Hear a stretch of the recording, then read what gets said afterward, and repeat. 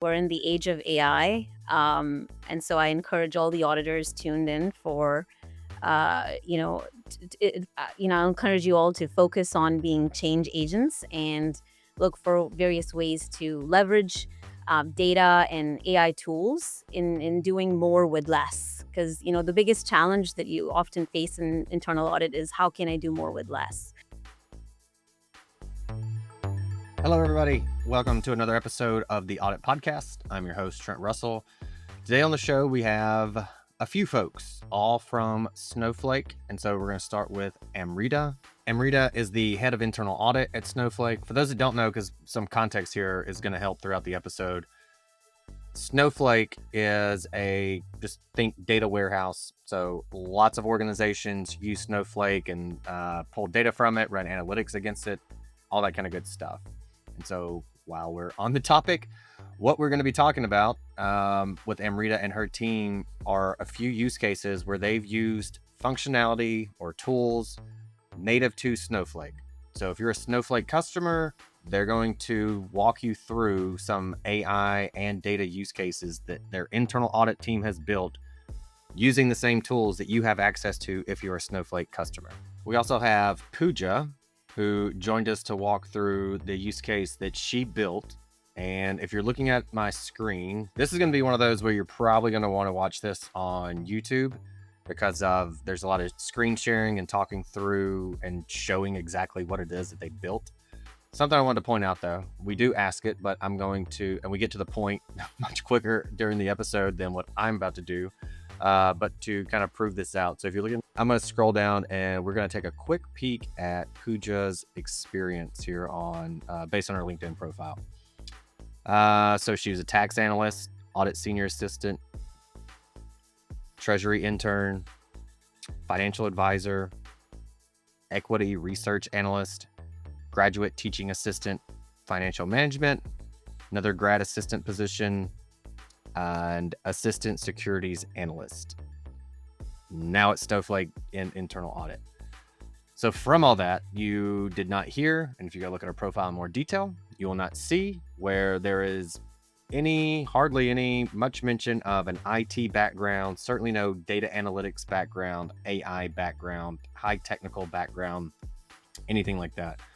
Pooja is an auditor without the tech background. And the reason to point that out is because what she built, the AI tool that she built, which is awesome, I believe she said took her an evening to build. I don't want to give away too much of what actually it is, so it's really hard for me not to do that right now because it is awesome. But she has no technical background and she built this thing in an evening. Reason I point that out, some of these things can be built this easily without a technical background. Word of caution, there's a lot of other AI use cases that you cannot execute unless you do have a high level of technical competency. So that's something I'm starting to pick up on a little bit as we're talking to folks. Audit teams as they go, oh, can't we just take this and then put it into ChatGPT or Copilot and it'll spit out the answer this way and it'll be perfect and beautiful. And there's a lot more to it than that for that use case. So not only having the list of use cases is going to be important for everyone, but then also tying the competencies and the resources that you need, the tools that you need in order to make that use case work for you and your organization is very, very critical in terms of a feasibility assessment. And the bigger the team, the more complex that's going to be. So there are some use cases where these really, really large teams have this full agentic infrastructure that they have to use. But then for a smaller team, they're able to use maybe just Copilot or just the agents in there to do that. So a lot of this depends on the team. However, again, if you have Snowflake, you can definitely do this. Lastly, we have AJ, who is an internal audit manager at Snowflake, and AJ is going to walk through some of the AI use cases and the data analytics use cases also. With all that said, here we go. Okay, great. So, really nice to see you, Trent. I'm joined here by my team, Ajay and Pooja. They both oversee, operational audits and SOX testing in key areas on the IT and business side. So in my current role, which is pretty different from a lot of the traditional CAE roles. I deal a lot with sales as well, and talk to our customers on how we're leveraging Snowflake for audit transformation, and what we're doing in driving proactive insights for our stakeholders. Now, for those of you who do not know what Snowflake does, it is a AI cloud-based data warehouse that provides a single platform for storing and sharing data, along with enabling querying capabilities for data analytics and AI solutions. So, as customer zero, we are always very excited to leverage our product for driving efficiencies in the way we carry out our testing, and provide these insights to our stakeholders. So yeah, we thought we could start this session today by showcasing some demos to get the audience excited about how we continue to transform the internal audit profession through use of AI and analytics. And maybe Ajay and Pooja can showcase some of these use cases for you. We have a handful of those, some where we are leveraging AI capabilities for driving efficiencies, and then some where we're using analytics for continuous monitoring to expedite our testing efforts. So, with that, I will hand it over to Pooja to first showcase what we've been able to do with using Doc AI. It's document intelligence capability within Cortex, which is our AI platform within Snowflake, and we've been able to use this capability for testing control around looking at non-standard terms in revenue contracts. So you mentioned Doc AI, Cortex, and Snowflake. Can you get Snowflake? I think we're all pretty good with Cortex and Doc AI. How do those sit? What do those do? Cortex, in a nutshell, is basically our AI platform, which houses all of these AI solutions and capabilities that we provide for enterprise data that resides within Snowflake. So it has things like LLM functions for summarization, text classification. It also has like Cortex Analyst that does text to SQL queries for conversational data analysis. It has a lot of other things like Cortex Search for, knowledge retrieval in documents.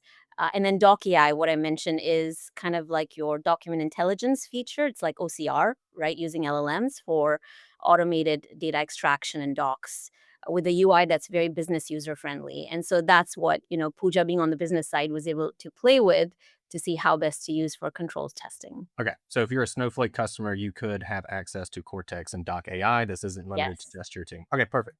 It's out of the box. Yep. Okay, all right, Pooja, we'll throw it to you. Okay, great. Thank you, Amrita, and great to be here, Trent.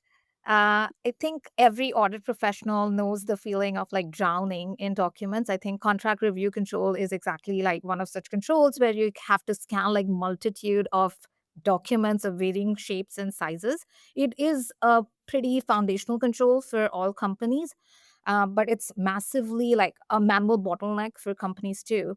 What if I tell you that you could train like an AI first year analyst to review thousands of these contracts with perfect consistency and superhuman speed? And I'm going to show you exactly how we do that at Snowflake. We've leveraged Snowflake Doc AI to fundamentally transform this control. We've replaced manual effort with machine certainty. And just to quickly move over to like the UI. So this is what the UI for Doc AI looks like. You can basically go ahead and upload like a document, which could be a PDF, all of the supported formats, which are many in this instance. And once you've uploaded, you can basically go into this particular thing, and the tool looks like this, where you can basically go in and ask questions. Um, in this instance, you can basically ask questions like, hey, is there a price lock? Is there a discount lock? Anything that impacts revenue or is revenue impacting. And and once you upload a document, you can basically go in and ask questions in natural query language, meaning that you can ask questions around volume discount, like is there a volume discount? Is there a price cap? Is there a price cap percent? Anything that is relevant when you are assessing contracts for revenue assessment purposes. So the key to this tool here is that it's an OCR tool at heart, meaning that it never hallucinates or makes up data um, outside of the order form. Secondly, it is a zero shot model, meaning that this model is smart enough to kind of pick data immediately, without any upfront training. To increase or enhance the audit trust, notice the confidence indicator score here. This also helps us understand and evaluate how confident the model is when it picks up answers. All of this is possible in a zero coding, business friendly UI right now. And then to add onto it, there is also model accuracy indicator, which builds up as and when you keep training it. For us, currently, it's at 99%, which is pretty Not good. bad. Yeah. Yeah. And then the power of like Snowflake platform does not even end here. It's because all of this data or the valuable insights that you garnered from these contracts, you can basically get this unstructured data into a structured format, meaning that you can pull all of this data in a tabular format. Again, a business user friendly plus initiative. As you can see, this is a table that you can basically have all of those unstructured data kind of like pulled in. It's pretty user friendly. If you give it to a business user, they can basically use this table to, further analyze or um, draw conclusions out of this data.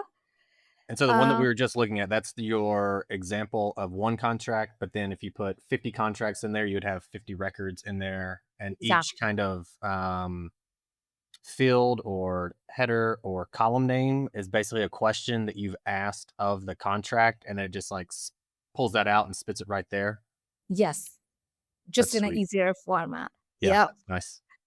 And I guess just from an impact perspective, we were able to analyze 7,000 plus contracts Phew. within Yeah. 15 minutes. And the impact here is that we have an order management team that's about 7 to 8 people, that, and part of their job is to review these contracts for extraction of non-standard terms.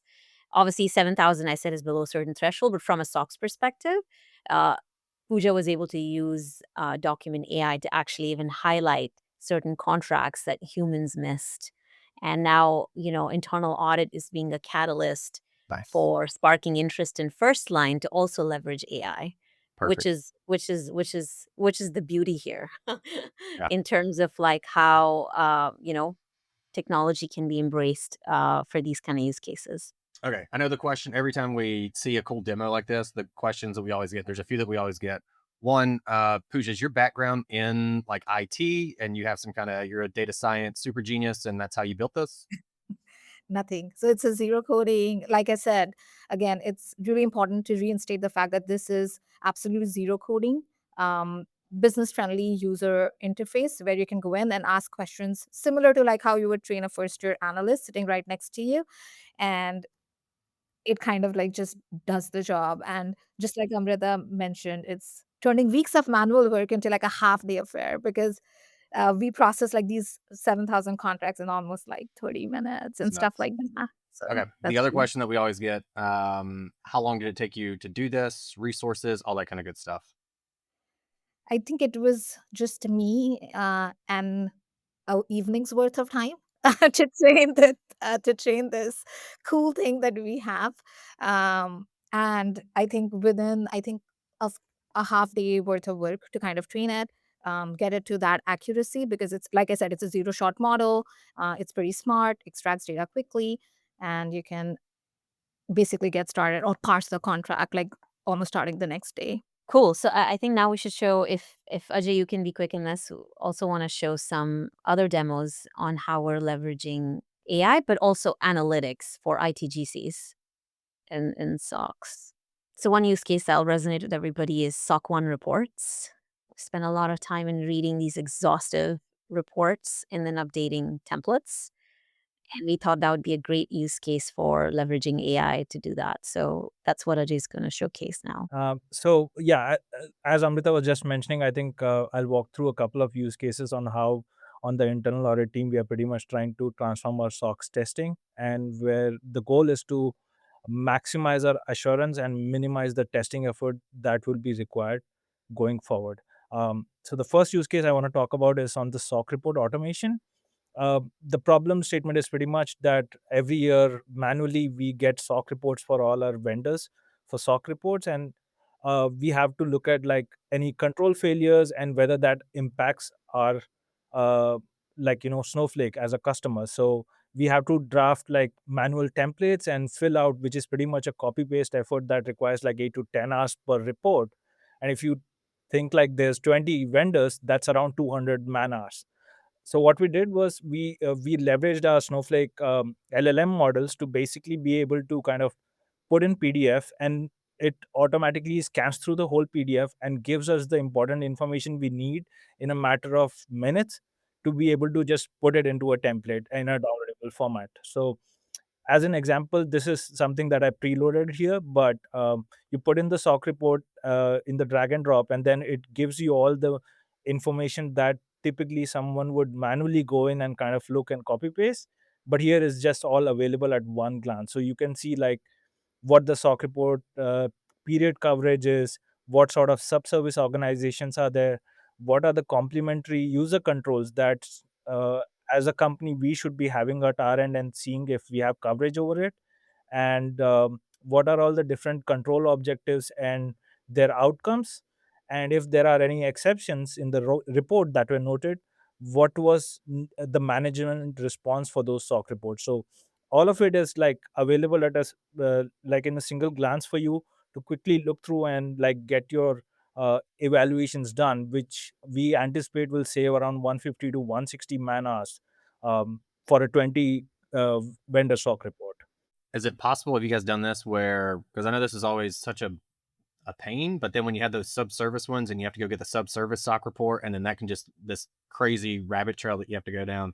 I'm So assuming it helps a ton with that.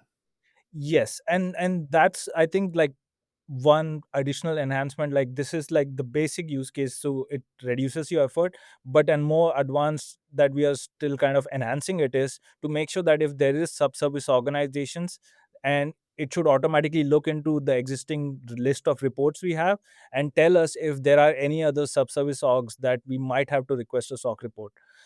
That will help in cases where you have a new SOC report and you are evaluating it for the first time, and you might have a subservice which you are not already covering at your end. So uh, but yeah, that's totally in the works and something we want to make sure it's incorporated as well.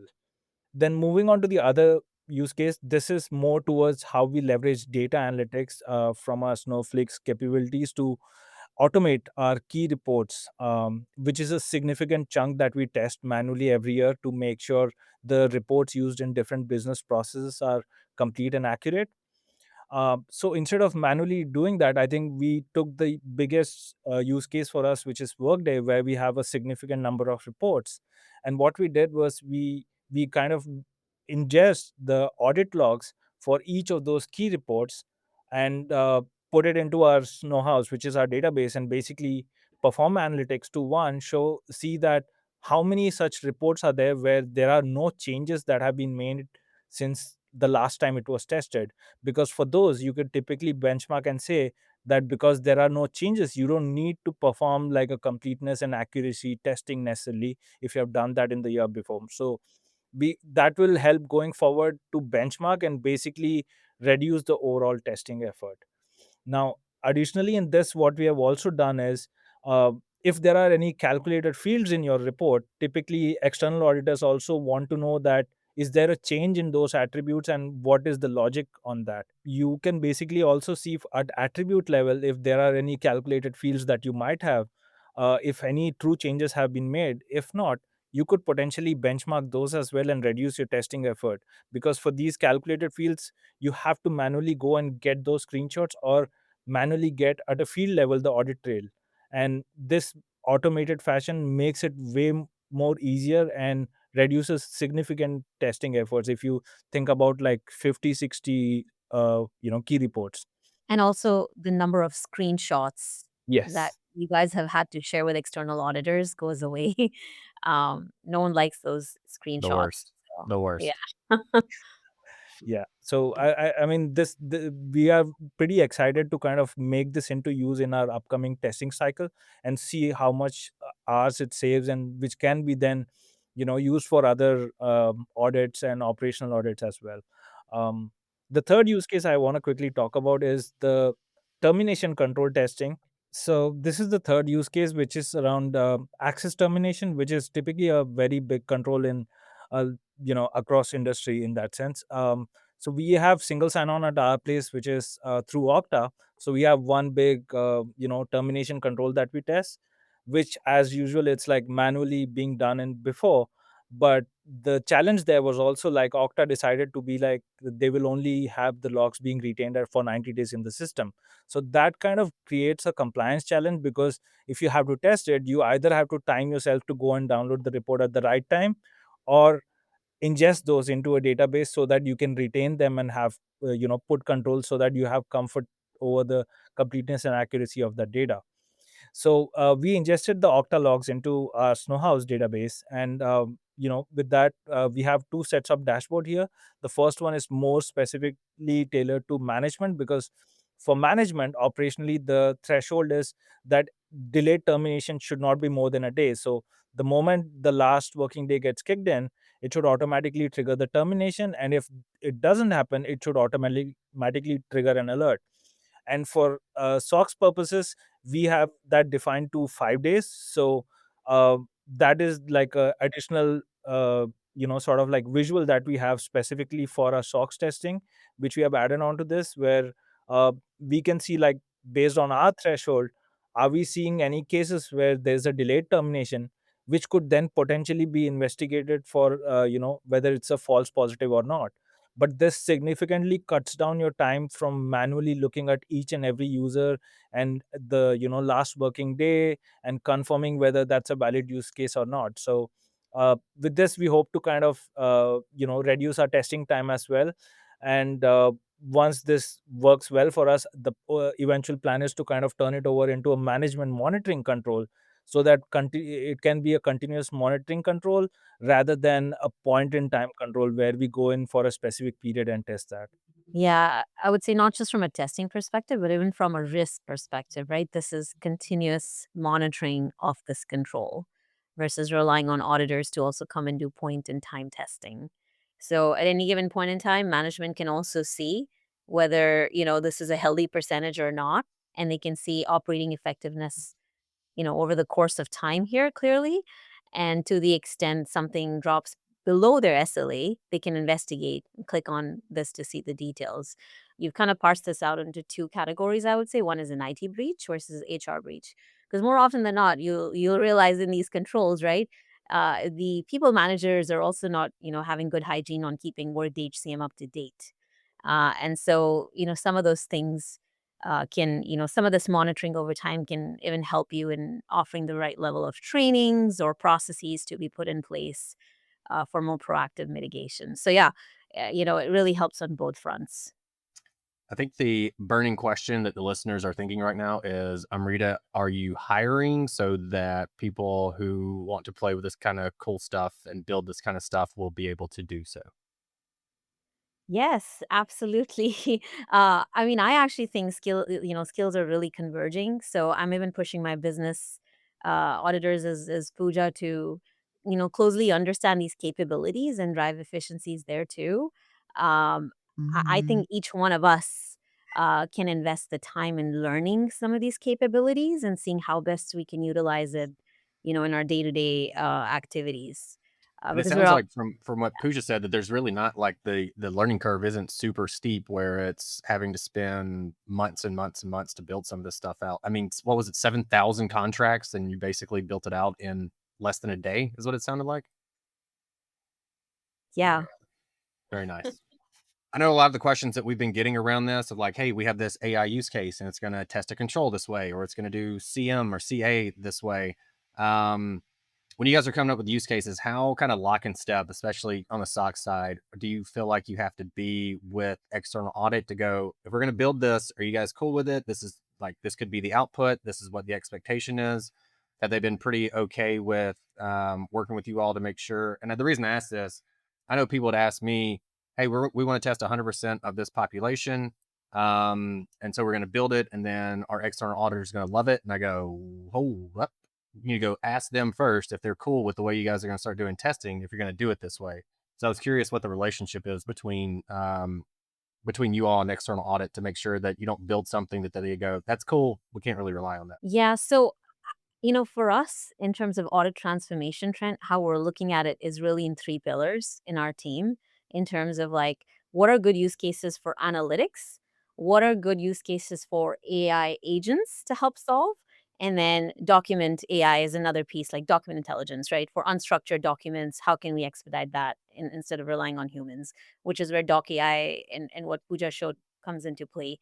So depending on these three pillars, we kind of fit the use cases into those.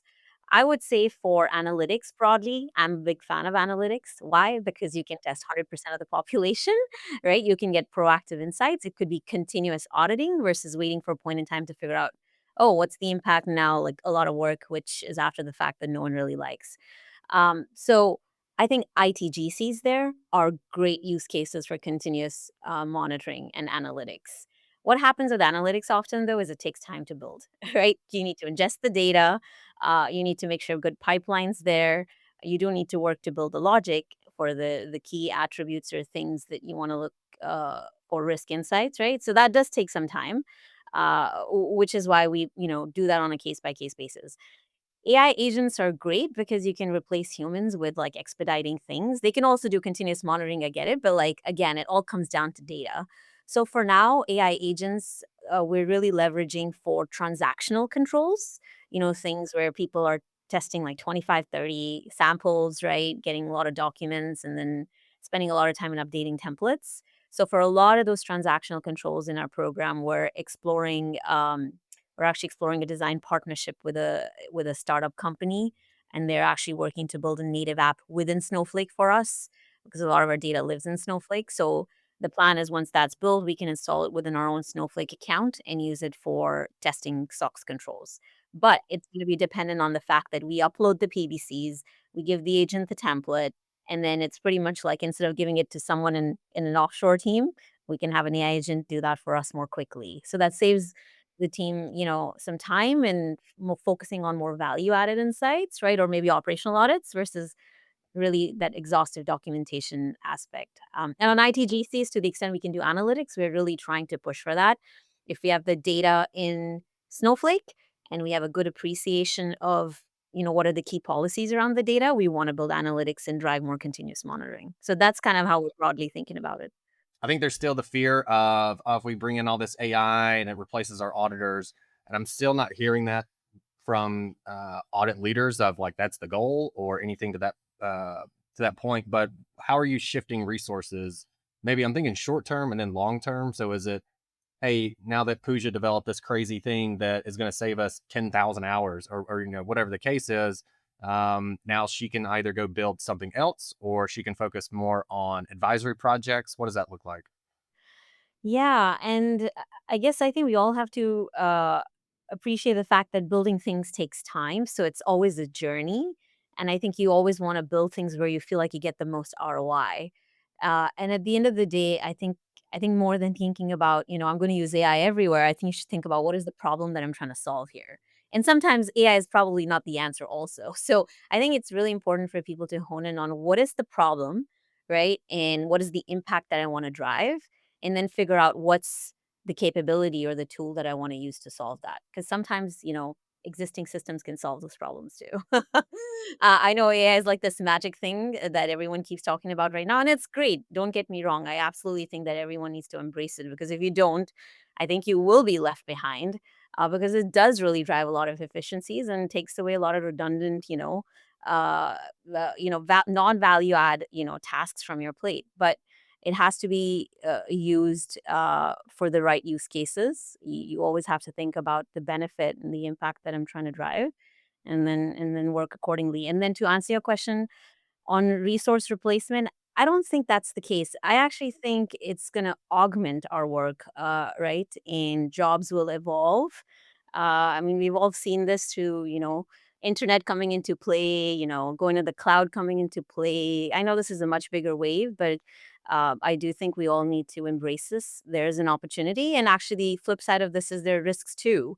And in internal audit, I think it's important for us to also understand what are the risks associated with AI, so we can also play that trusted advisory role for our stakeholders to make sure they're better educated on what controls to put in place as well. So I think it's great for internal audit profession, and we should wholeheartedly embrace it. I think one of the things we get asked the most also is what are the AI use cases? We don't know where to start with the use cases. And I think the three that you showed were incredible. And so for folks that are looking for some kind of inspiration, especially if you are Snowflake customers, those are some pretty rock solid ones right there that you can start with. But with that said, Amrita, I'm going to throw the mic to you. What do you want to leave the audience with today?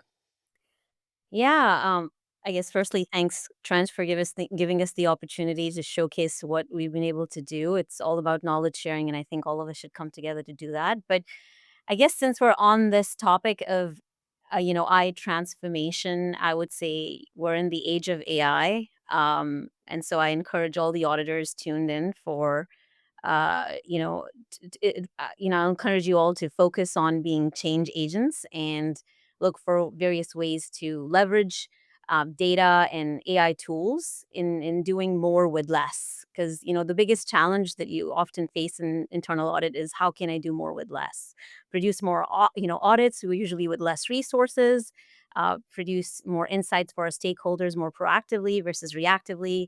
So it's really encouraging you guys to think about how we can move away from traditional sampling ways. I keep pushing my team on that, and move to more automated AI and data driven techniques.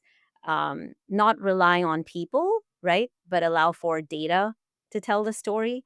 I definitely believe that the future of audit probably is here today too. Is data driven, and so it's very important to have that data driven mindset. And then obviously, be able to contextualize insights, with good business acumen, because data doesn't matter if you don't have a good understanding and appreciation of your business strategy and objectives. So yeah, that's broadly on the, I would say, professional side. And then on the personal side, I would also say lead with empathy, invest in relationships, both professionally and personally. I think it's very easy for all of us to get consumed by technology. I sometimes, I'm guilty of that myself, and rely on all sorts of AI assistance.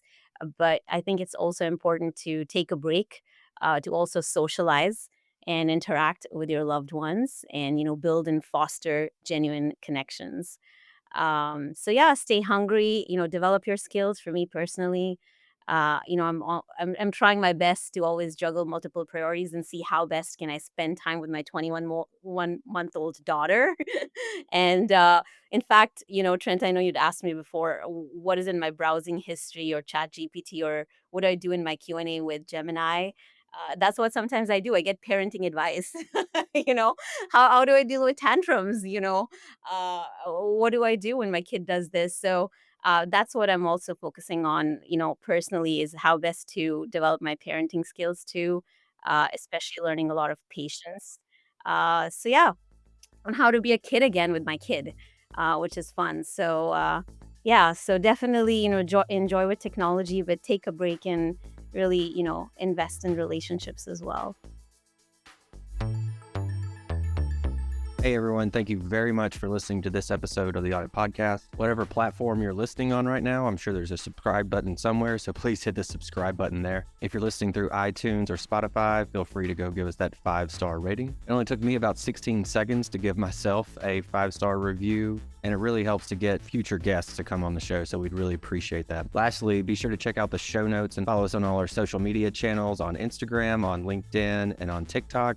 Also, if interested, please sign up for our weekly newsletter from the Audit Podcast. Thank you all. Have a great one.